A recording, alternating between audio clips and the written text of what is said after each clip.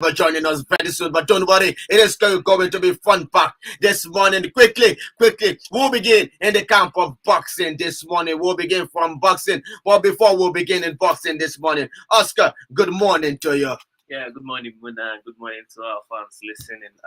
Welcome to another edition of the Mega Sports on Omega 101.7 FM. Oh, definitely, you are highly welcome in joining us this morning. Quickly, we'll be kicking off from boxing. We'll be telling you that it is 4 days to go between the encounter that is going to happen along with Anthony Joshua and Alexander Usyk, looking to lock horns together from Anthony Joshua's camp this morning. I have to tell you that in the words of Anthony Joshua this morning, he says, I wanted to outbox my opponent in the first encounter, but in this second encounter now, I want to smash my opponent, are the words of Anthony Joshua yesterday. He said that in the first encounter, he outboxed his opponent, but this time around, he wants to smash his opponent, and that is the mindset that he is in right now. Now, coming from the camp of Alexander Usyk this morning, I am to tell you that Alexander Usyk says that the difference is that this second time around, he is going to be coming out of that ring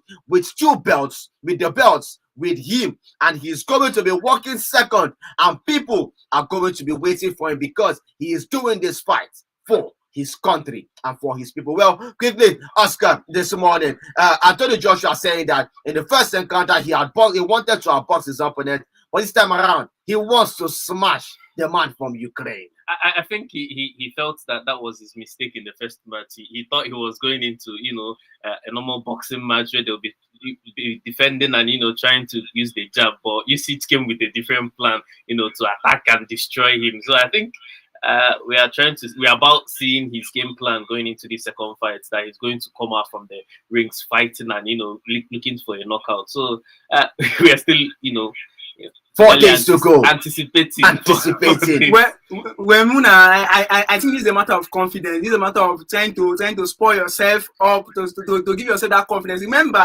that Usyk last week came out to say this time around he does not win. He doesn't want to win Anthony Joshua by just judge's decision. He wants to give him a knockout. So I think maybe Joshua maybe also wants to play that same card with him, or play that same game. But I say, okay, yes, you want to win by knockout. Okay, this time around, I don't want to win by knockout. I want to smash you. This one is really, I just love this fight because it gives me that confidence that both men are really geared up for this. They want to go to that ring and show themselves, show the world that yes, we got it in them. And like I normally say, Muna, this fight is Joshua has more to fight for.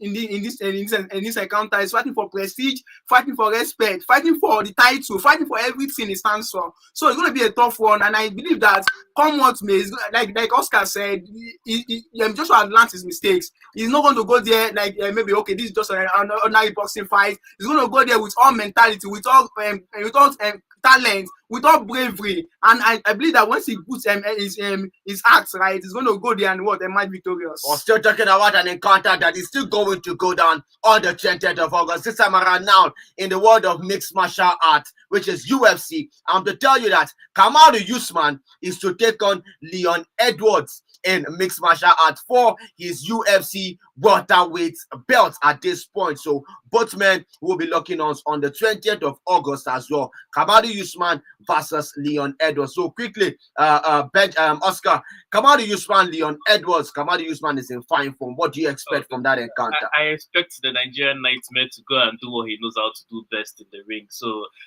it's always a challenge whenever you walk into the octagon, but I think Kamaru still has enough strength in him and talent in him to edge out this one. Well, quickly, Benjamin, Kamaru Usman, Leon Edwards, 20th of August as well. Which one will you watch in these two encounters? Well, I'm going to be watching both because both in both encounters, the boxing and the mixed martial arts, we have Nigerians fighting, and so we're going to go out there. Maybe I'll put maybe a television by my right and another television by my right, so that to ensure that I support both teams. Now coming to Kamaru Usman and then Leon Edwards, this is not going to be a walkover for Kamaru Usman, because unlike the previous fight where he won convincingly, this time around Leon Edwards is known to be a very tough fighter. In fact, in the UFC, he's one of the greatest, one of the best fighters currently. So Kamaru Usman rather, you know that this is not a fight whereby it's not going to be a walkover.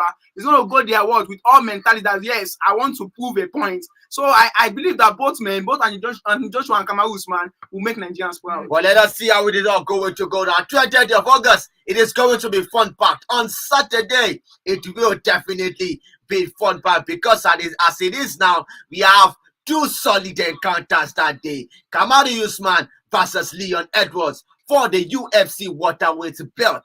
And we are also going to see our very own Anthony Joshua take on Alexander Usyk for the WBA, IBF, and WBO heavyweight titles. So let us see how those encounters will go. 4 days. The countdown has officially begun already. Now moving over to the world of basketball this morning, I will be telling you that the 2022-2023 NBA season is expected to kick off on the 18th of October. And the first game of the season is a game between Philadelphia Sixers versus Boston Celtics. That is going to be the kickoff game for the new season. Now there are still reports saying that Kevin Durant might be joining either of this team, but nothing concrete has already been said yet. He's still back and forth on everything. But the most important game is after this game on the 18th of October, on the 19th, we are going to see Los Angeles Lakers take on Golden State Warriors. LeBron James up against Steph Curry. So quickly, the NBA season will soon be starting. Kevin Durant's future is currently on hold. It is currently on the hang, if you ask me, because he doesn't want to sign a new contract with his current team, which is Brooklyn Nets. And now there are reports saying Philadelphia or Celtics want his services. What could we expect from Kevin Durant in the coming days? We all know that whichever team he joins in the both of them is going to improve the team. But the issue now is if he actually makes the move, because the way he's looking now, it's definitely looking like the Usman Dembele Barcelona saga. So I think in the end, he will just sign that contract so that he will have somewhere to play in this season, because the demands are way too high from the Brooklyn Nets. It's very difficult for those Philadelphia and the Golden State Warriors to meet those demands. So I think he might end up just staying, even if it's for one more season. Well, quickly. Muna and Oscar, I'm so happy that the NBA at last is resuming. Seriously, Muna is sports galore for all of us right now. Definitely. We have the Premier League resuming. We have the Usyk Falconets doing their thing as Canada. We have the boxing bout between Anthony Joshua and Alexander Usyk. We have just sports everywhere. So coming to the NBA and then coming to the Brooklyn Nets guy, which is Kevin Durant. Yes. I think he's overdoing this thing. He's just making a show. He's just making a mountain out of a molehill. Okay. The issue is this: the club doesn't want to let you go just like that. They want to get something tangible in return, and you want to force a move, but offers are not coming. What do you need to do? Just stay put, and perhaps next season you can get a better offer. So, like Oscar said, I believe he's going to work. He's going to stay for one more season at Brooklyn Nets, and then coming to Steph Curry and LeBron James. Wow, on the 19th of October. Wow, I just wish Muna, please. I think you need to confirm the time and then tell us so that we can really stay put, because that match I must surely get see that man, and then but I still believe that LeBron James has something in him. He's a legend of the game. I think this should be his 15th or 16th year in the boxing ring. So so in the NBA, yes. So it's not going to be a top. And then Steph Curry is a wonderful player. He's one of the best 3-pointer I've ever seen. So he's a very wonderful basketballer. So it's going to be a tough match. But I still see Golden State Warriors emerging victorious. Well, let us see how that encounter will go. Remember, basketball is going to resume very soon. The NBA season will soon kick off. Giannis Antetokounmpo, a lot of older stars are already beginning to warm up themselves, knowing that very soon the NBA season will kick off. And Kevin Durant will be knowing that he wants to still play the NBA, and he will be looking for where would be his next team. Whether it will be Brooklyn Nets or he will be making a move from Brooklyn Nets, will be knowing this very, very window. Now, moving over to tennis quickly, we tell you that the Toronto Masters came to an end on Sunday, and Simona Halep was able to defeat Beatrice Maia 6-3, 2-6, to claim a victory in that very Toronto Masters, which ended in Canada. And I'm also to tell you that Pablo Correno Busta won his first ATP Masters 1000 title in Montreal, Canada, where he was able to defeat Herbert Hawkins 3-6, 6-3, 6-3 to make sure that he won his first ever title. Now, the main event now is the Cincinnati Open is kicking off today. And the most important encounter for today is the match between Serena Williams and Emma Raducanu. Serena Williams, remember I told you, she said she will still be playing on, but until after the US Open, she won't know what is going to happen. Now, Emma Raducanu has come out to say that it is a privilege knowing that she's facing one of the greatest in the game. What are we to explain from this encounter quickly, Oscar? Serena Williams and Raducanu. It's a privilege knowing that she's going to beat one of the greatest players.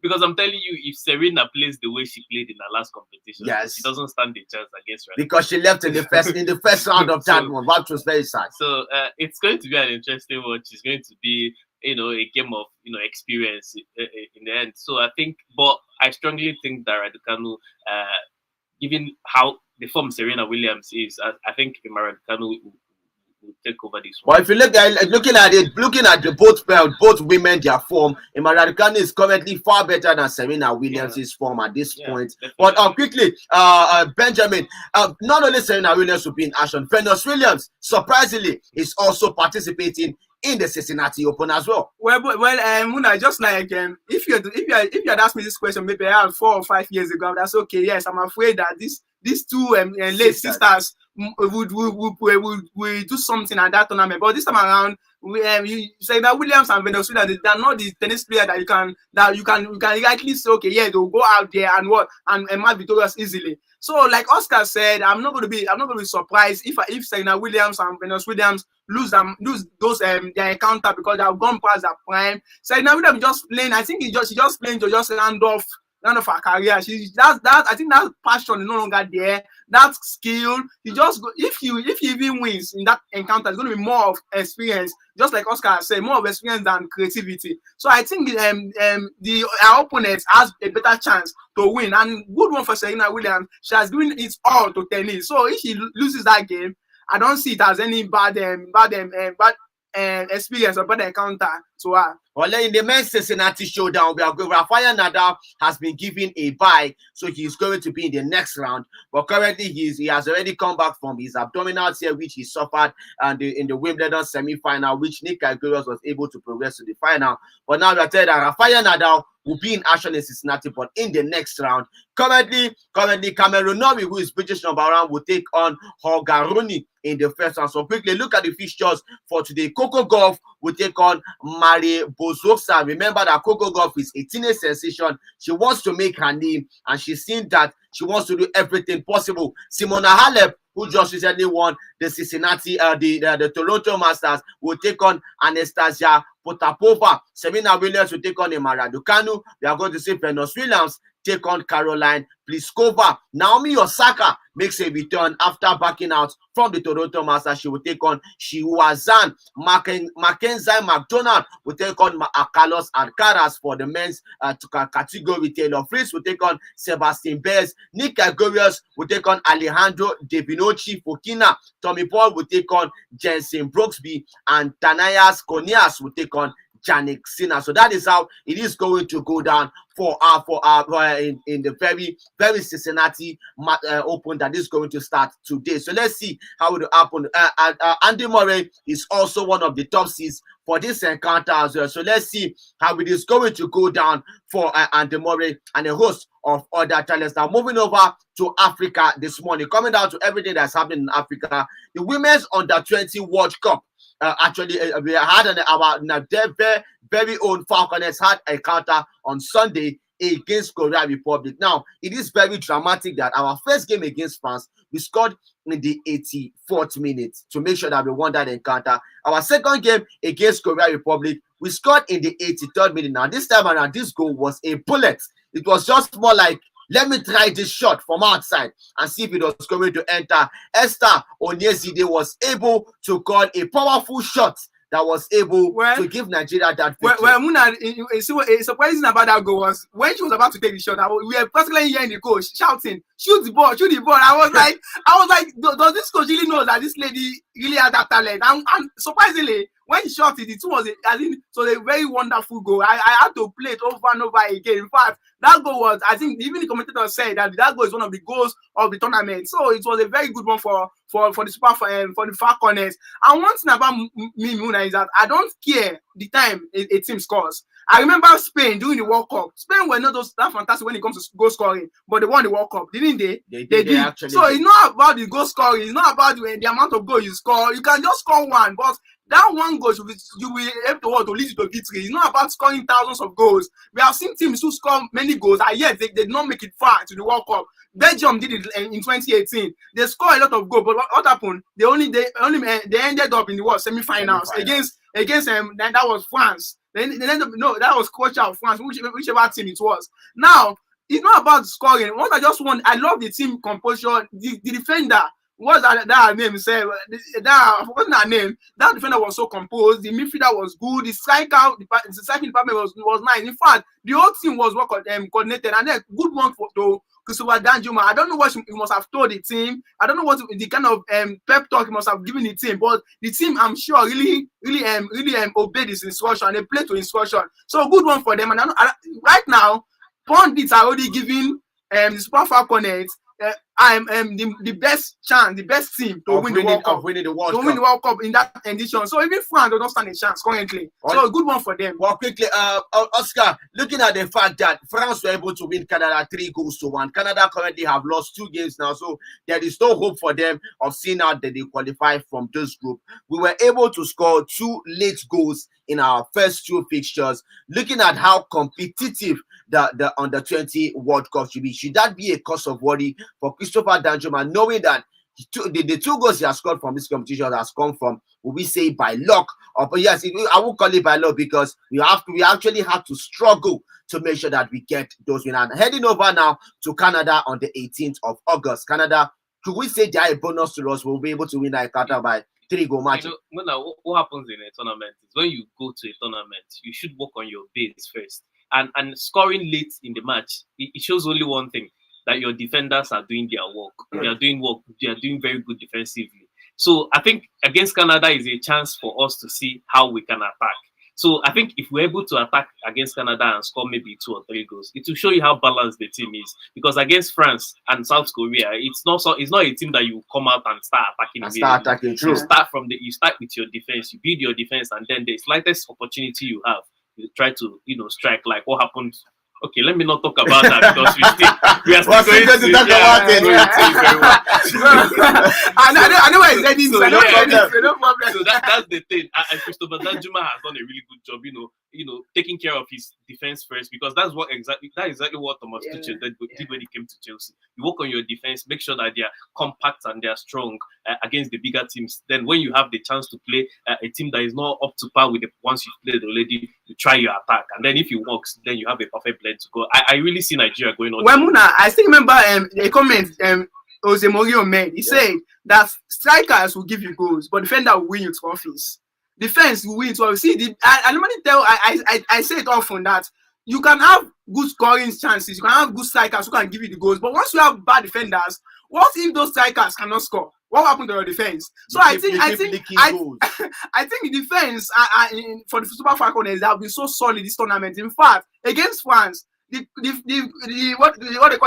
coach of France team, did not even expect what she saw. She was so surprised that at the end of the game, she had to hug the Super Falconets coach that you really did well. You really did well with this team. So the team is balanced, and I don't see them existing in tournament anytime soon. If I thought they were it should be fine, but I pray they win it trophy at least. Well, let us see how it is all going to go down. Still talking about the women's under-20. Ghana, our fellow African counterparts, were not able to live up to expectations as well. They still lost their own encounter again, which is very, very devastating and a sad one for them. But talking about Nigeria, our game against Canada is on the 18th of August, and it will be in the early hours of 3 a.m. is when that encounter is going to go down. So we'll be looking to use Canada as bonus to be able to boost our own goal difference today, because currently, as it stands now, we lead with 6 points, 2 wins from 2 games. France, we are followed by France, who defeated Canada 3-1. They are higher than Korea in terms. They are on equal terms in goal difference and points as it stands now. So Korea and France currently occupy the 2nd and 3rd position respectively. But Nigeria is perfect. We are able to see that yes, there is actually light. I think we've already made it out of the group. Yes, already. as it stands now, we have qualified. Because it's France against Korea, so it's only one person that can qualify. Yeah, win the match and then join us in the 6 points. Well, let's see how it will go. Let us see how it will go. We'll be hoping to go far in this very, very under-20 Women's World Cup. Our Falconets will be doing this a little bit. We pray that they would bring that trophy. Now, switching over to the European scene this morning. Quickly, what do we have on the European scene? The weekend matches were able to get back. They were on the way. Saturday, we saw a lot of matches go down. Sunday, matches also went down. And yesterday, which was Monday, we're also able to see matches go down as well. Quickly bringing you results from the weekend this morning. On Saturday, Aston Villa defeated Everton 2-1. Steven Gerrard coming up against Frank Lampard in an epic showdown. Both men for Liverpool and Chelsea in their playing days were excellent. Now, both as managers, is the difference very clear between both of them as managers, Oscar? I think the difference, you can't really justify the difference right now because Aston Villa has had they are coming from having a good season. But Everton themselves is Frank Lampard's first full season in charge, and I think he's still trying to blend his team with losing one of his best strikers in Richarlison. And they don't even have any recognized striker because Calvin Lewin is on injury. So I think they played a good game against Aston Villa. I didn't even expect them to score at all. I was expecting Aston Villa to blow them away, but they came and gave a good account of themselves in the end. Well, quickly, as Arsenal taking on Leicester City, the game ended 4-2 in favor of Arsenal. Quickly, Gabriel Jesus was on the score sheet. He was able to score 2 goals, if I'm not mistaken. He scored 2 goals in that encounter, which was very fascinating for him. So quickly, what do you have to say about that, Benjamin? Well, Muna, just one statement. Arsenal has struck gold because Gabriel Jesus is a very wonderful striker. In fact,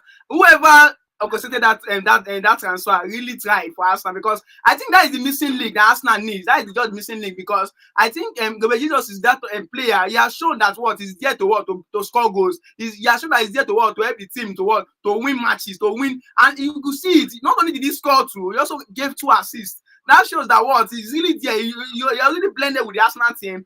And one thing about Gabriel Jesus is that Arsenal style of play really fits him. He's a kind of striker that likes to come behind and then play with the team and then go forward and score. So a really good one for him. And I feel that the only thing Arsenal needs to work on is their defense. And perhaps this season they'll break that jinx. Well, let us see how we go for Arsenal and how will I put it, their dreamland of wanting to win the Premier League. But anything can happen because this is the Premier League. We have seen many more shocking moments happening. Still talking about games that were played on Saturday. Brighton and Hove Albion played out a 0-0 draw against Newcastle. Man City running the riot against Bournemouth 4-0. It was not surprising if you ask me.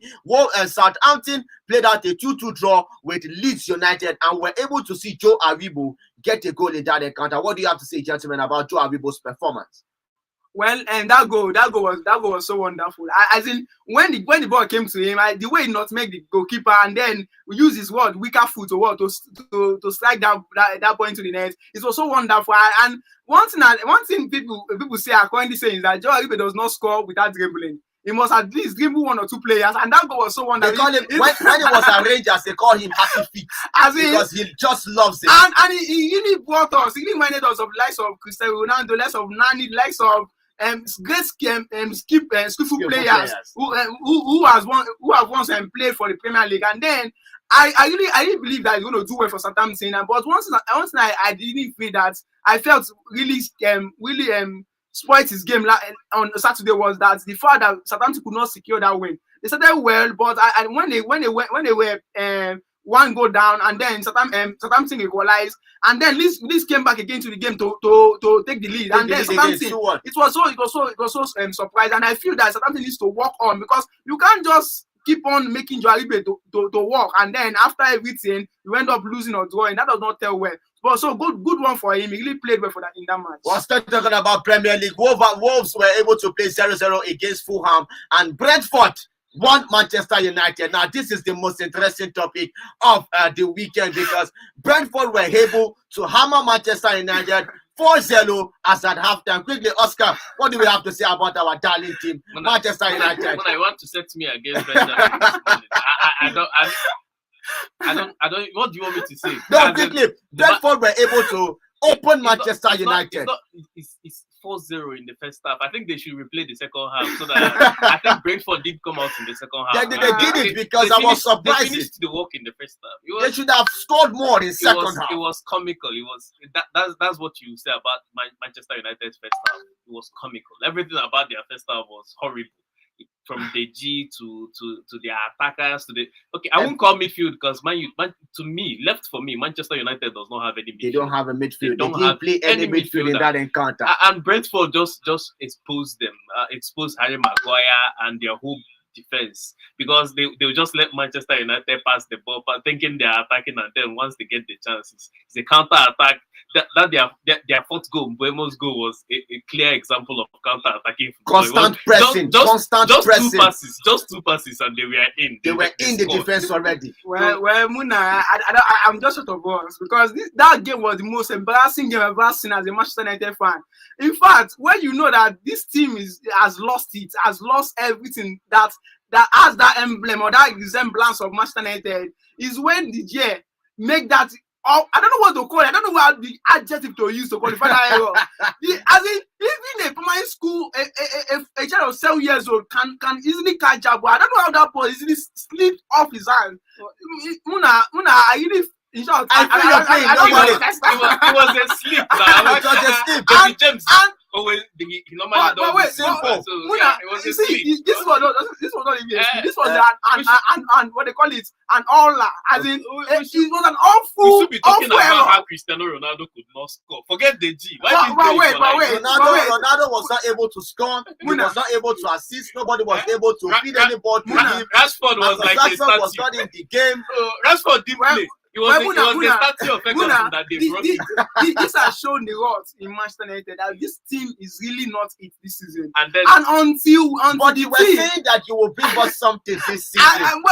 So I thought, but it seems that team that this team is cooking, they didn't cook it. Do you know the worst part? Yes. Their top transfer target is still Marco Arnautovic. For a team that Brentford destroyed. Currently, they sit 20th at the bottom of the table with 0 points as it stands. And their next match is Liverpool. It's against Liverpool. That is when we start our season. Okay, you want to start your season against Liverpool? Yeah, I have to start my season against Liverpool, because you know what? I believe that Brentford and Brighton, perhaps Manchester United were just trying to do bonus. Perhaps against Liverpool, you remember that we are arch rivals. No problem. We don't joke at all. So this will be a cracker. But Muna, I'm so disappointed in the team. And now, not only that, the fans have come out to say this team is so embarrassing. We want to boycott the match. Glazer family out. And I think that until the fans stand up and say enough is enough, enough of these awful performances. Give us what we want. Give us the match time that we know. Not this. I don't understand. The players are not really playing for the jersey. As in, I don't understand. Muna, I understand. I feel your pain. There's no problem. Quickly.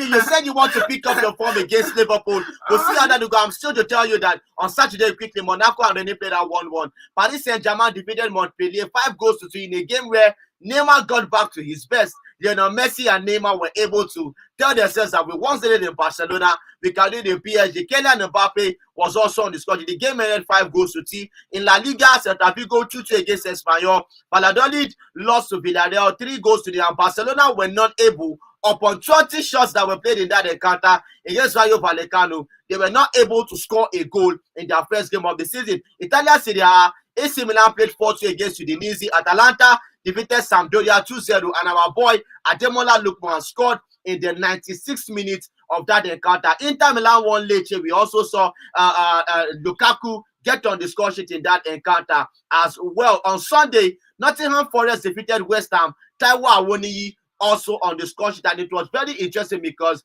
Nottingham Forest's first game in 32 years after not being in the Premier League was scored by Taiwo Awoniyi. If you were Taiwo Awoniyi right now, how would you be feeling, Oscar?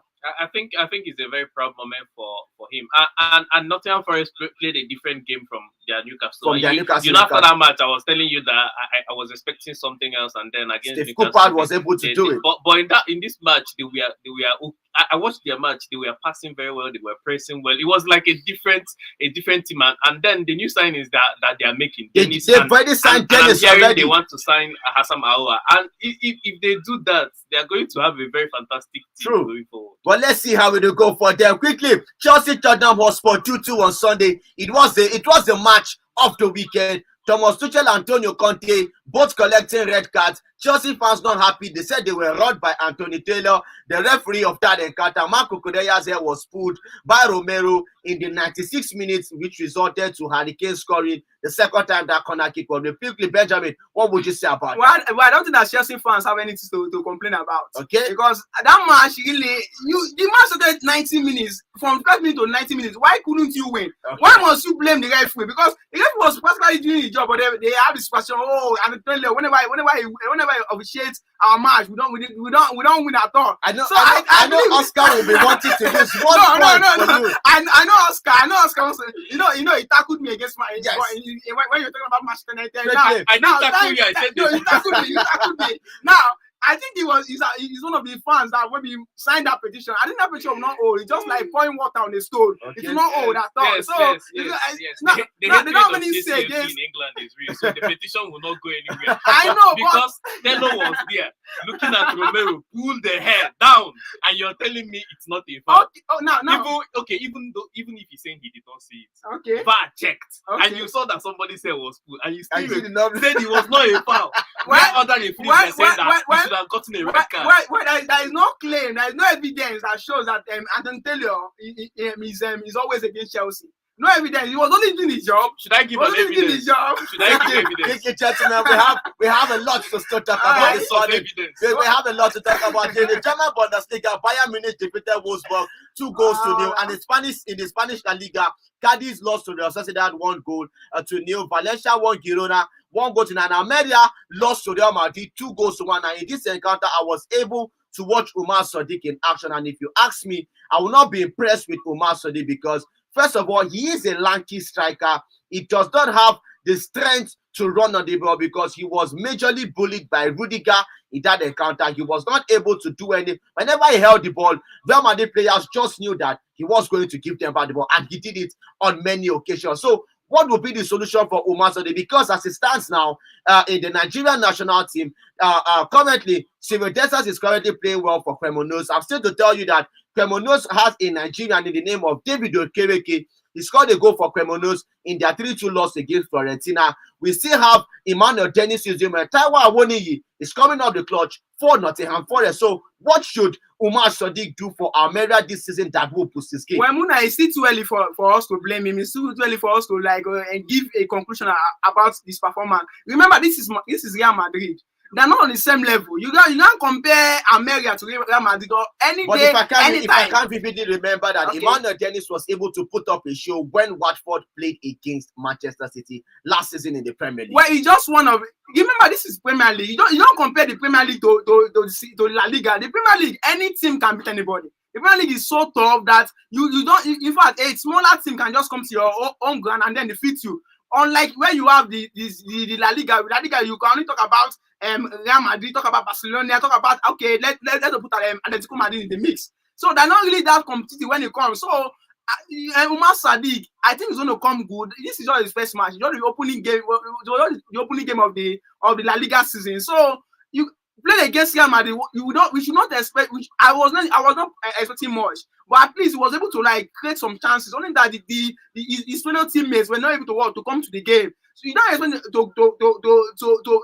to have shined the lights of Rudiger, to have shined the lights of David Alaba, to have shined the lights of this other striker, this other player. What is Nacho and Vasquez as well. These are great defenders. You don't expect them. We know that Umar Sadiq is a good player, but it's not that excellent striker that we can feel okay, like of Drogba or maybe Victor Osimhen or maybe Alan Shearer that can pull the magic. So we know his capability, but coming to other subsequent games, I think it's going to come good. Let's see how it go for Umar Sadiq there in Almeria. Italian Serie A, Fiorentina were able to win Cremonese by 3-2. Salernitana lost to AS Roma a lone goal to nil. So quickly, Oscar this morning, AS Roma winning a lone goal to nil. Paulo Dybala was in action. Jose Mourinho is currently cooking up something we are not seemingly well understanding at AS Roma. They are beginning to start in a very, very positive performance. It's a Jose Mourinho team, so we know what we expect. The 1-0s and the 0-0s and a lot of 1-0 encounters are going to. Roma are going to see a lot of 1-0 encounters, and I think by now he's starting already to fix their defense and give it that the Abraham Dybala combination is going to be an interesting one for Roma. I think Mourinho has everything in his arsenal to do well for Roma this season. Let us see how we go for AS Roma. Now, yesterday in the Premier League, Liverpool played out a 1-1 draw with Crystal Palace in an encounter where Darwin Núñez saw a red card for headbutting Anderson of Crystal Palace. Luis Diaz came up the clutch to see that he was able to pull up a Sadio Mane performance yesterday, if you ask me. So, quickly, Oscar, I'll be asking you, Liverpool playing 10 men in that encounter, 1 man down with Darwin Núñez out on red card, and they played like as if they were 11 men, if you ask me. It shows the quality in this Liverpool team, but I'm also starting to worry about Liverpool. They've played 2 games already, and they have 2 draws. It's a worry. But when you look at the fact that they'll be taking on Manchester United next, and now they are hungry for goals, they are hungry for a win. Manchester United might just be their play. Their previous 2 matches were against teams that they should have big points. No, they like to sit back and then they let Liverpool come at them. So their next match is against Manchester United, who think that they can attack. And next weekend we are going to see them try to attack, and then they are going to be. I'm not going to use the word. Well. I think after this the encounter between Liverpool and Man U, I think when we come to this show, Oscar will hit back his word. Okay, I'm so certain that Man U will keep our season running by winning against Liverpool. No problem. But now for the red card, I think that Darwin did not deserve the red card, because I think prior to the red card, the Anderson was really playing rough. He was really showing that he played him a lot of hard tackles. So it was really, and then when Darwin retaliated, just a little brush of the head. That is a problem. He retaliated, and once he retaliates, it's a red card. Muna, he kept on complaining to the referee. The referee didn't do anything. And then, okay, now what will you say? Now he did a Zidane on Anderson. He did his Zidane. Now sometimes players are also human beings. Emotions can rise. Now you guys put after tackling him. You want to see these players are afraid of injury. Remember, this is World Cup season, and that Núñez will represent his country in the World Cup. Yes. And then you expect him to be injured in the first match, in his first full debut. That was really embarrassing. And I think the player really made a show out of it. He made a show out of it, but Klopp has come out to say, okay, yes, there was a red card, but I will talk to him. He needs to keep his temper in check. This is Premier League. Perhaps he's just trying to adapt. He's no longer in the Portuguese league where he played for Benfica or maybe Benfica. We don't bet people in the Premier League. Do you know how Hazard was kicked in? So that is Did you see him headbutt anybody? Keep your emotions in check. Nobody is going to play with you in the Premier League. You're going to get. But we have seen players fight in the Premier League. It's not a new thing. So quickly, so that is how it is. So Darwin Núñez has been welcomed in the Premier League. Knowing that you will receive hard tackles and you will definitely get frustrated, but you shouldn't retaliate. So that should be the word yesterday. In La Liga, Atletico Madrid defeated Getafe 3-0. Alvaro Morata and Antoine Griezmann getting on the score sheet. Real Betis defeated Elche 3-0. Italian Serie A, Hellas Verona lost to Napoli 2-5, and our boy, very own Victor Osimhen was in action, and he was able to get that goal for his team yesterday. Quickly, what we said. Muna, before that goal, something interesting happened. Before he got on the score, he was being booed, and then when he scored, he gave the typical Nigerian. I mean, that expression. That expression was going viral on the social media, because Nigeria came and said, yes, yeah, boy, you really showed Nigeria. So good one for Napoli, and I believe that they should just ensure that they give Juventus a run for their money. I don't want to see Juventus winning this game. I don't want to see Inter Milan. I want to see Napoli, because they've been trying for long. this team is a very creative team. I think with Osimhen in shape and then other players coming to the game, it's going to be that season. I don't know why this booing of Osimhen is not being addressed, because I believe it has something to do with what De Laurentiis said. Yes. I think they should start looking into that issue. It's becoming a nuisance, because if it continues, I would want Osimhen to leave Napoli, because nobody has attacked him on that statement. It's a very, very serious racist remarks that he made. How can he say he won't sign any African player unless and then the first game of your team of the season, Osimhen is being booed. Why? And I love his response. He didn't respond by shouting on them. He responded by getting angry. He responded by scoring a goal. And that's the best. In fact, he reminded me of what Cristiano Ronaldo said. He said, "When I'm being booed, I don't go out there to fight. I go there. I respond by what? By scoring a goal." So that was what he did. And good one for him. Yeah, the response is good. The president overlook. Ronaldo was being booed probably because of his performance, but we can't overlook because he's African. That is the problem. It's not about his performance in the match. And I think FIFA needs to caution the Napoli president, because I think good one for CAF. I mentioned it on this show. I think recently that CAF has come out to say they were able to hit back at the president. In fact, they demanded a public apology, which he has not given. And I think it's good if he makes that statement and he continues, just like Oscar says. Osimhen is a player that does not need to make noise for clubs come and calling for him. So he's gonna make a good signing any club at any club in whichever league he wants to play for. So if he continues, I think the best option is for him to leave the club. But let's see how we go for our very own Victor Osimhen, who was able to get a goal after being booed in that encounter. Juventus defeated Sassuolo 3-0. Angel Di Maria on the score sheet, he scored a goal and an assist for Dusan Vlahovic, who scored 2 in that encounter. 0815-1017-777 or 0907-112-1017. Hello, good morning to you. Hello. Good morning to you. Good morning. Good morning. Quickly, your name and location. You're welcome.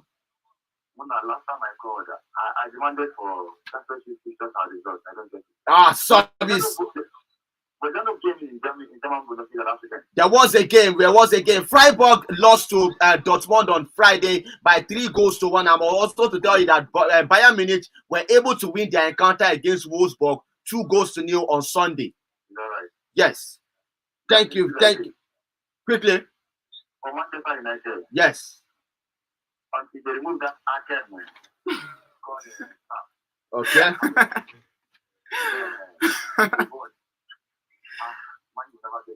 No problem.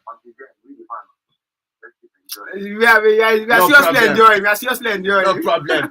Thank you very, very much for calling us this morning. Say we the fans will keep enduring. Quickly text messages. Good morning, Mona, Oscar, and Benjamin. 4 days remaining for the epic match. The much awaited fight between Joshua and Usyk to materialize. It is now or never for Joshua. Danjuma should work on the striking department of the Falconets to produce more goals. Falconets seems to have an impregnable and reliable defense. The main problem of Arsenal is squad depth. It will be their greatest undoing as the league progresses and injury sneaks in. Ref Anthony Taylor has decided to be permanently antagonistic to Chelsea. He made the club to draw their match against Tottenham Hotspur through his usual bias officiating against the club. England FA should intervene. Also, NCAA from Aaron Dizago. Thank you very much for your text this morning. Good morning, Mona and Co. I said the last time that Man United is a disappointment. And one of you shouted. I am repeating it that Man United's position should be championship and not. Well, no problem. See, Muna, perhaps you should ask the person who sent the which club does he support? Don't worry. You don't just talk down on a club like Manchester United. See, we have the prestige. Hello, good morning to you. Quickly, good morning to you. Okay, good morning. Good morning to you. Okay. Quickly, good morning. You're welcome. You're welcome. Quickly. Where you people hype sports? If you hype our local happenings here, this society will be better. Definitely. So, I like the analysis on the Falconets. Let them use the young boys in the replace their aging people in the Super Falconets and let them make a airways as the under the days are making now. Like I was shouting, yes, you people do the let's talk and listen to your fans. No problem. Usyk and Usyk shutting them off with the goal he scored. Yes. That is what. Thank you. Thank you very, very much for calling us this morning. Quickly, 0815-1017-777 or 0907-112-1017. Hello, good morning to you. Hello, good morning to you. Hello, good morning to you. Good morning to you. Good morning, welcome.